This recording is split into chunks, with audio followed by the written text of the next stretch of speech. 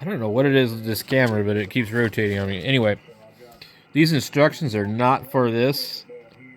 They're not showing you everything is here.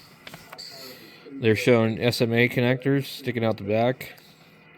They're showing these little tabs that don't come with it. They're showing different connections over here. They're showing a little white connection, hookup wires. And they're showing over here. This is where I guess supposedly something is wrong. I don't know. The yellow cable supposedly is auto. No, wait. B1, yellow cable, auto. B2, white cable, bypass. One of those is probably wrong. It says here, to activate the tune function, wire the main button to activate the tune function through the hole labeled B and ground. For the two smaller buttons, these activate auto tune and bypass.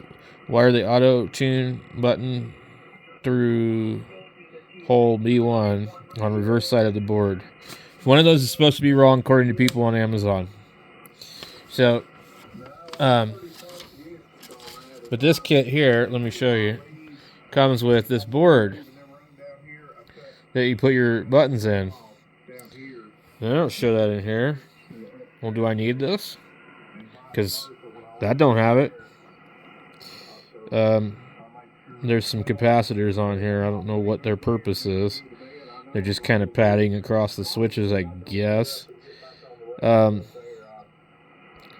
it looks like all of these are on a common ground.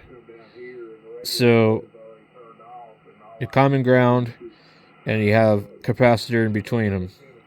So then on the back, these will stick out, and then you still have to hook up your wires. B1 and B2 are under PFC board, blah, blah, blah, blah. B and ground are at the interface of tune.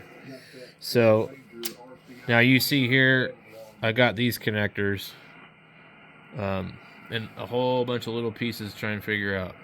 So, and then you got to do this. So,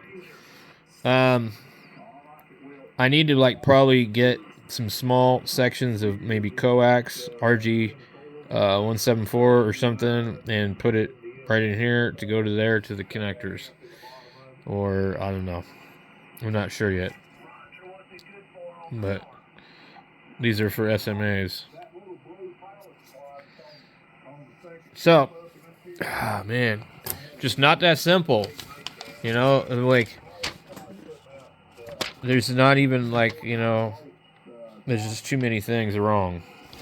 So what I need to do now is I'm going to solder up some of my connections for the OLED, and I'm going to hook it up, and I'm going to get this thing powered up. So I'm going to do that before I worry about any of the buttons and stuff, and try and make sure that it's actually working before I hook things up.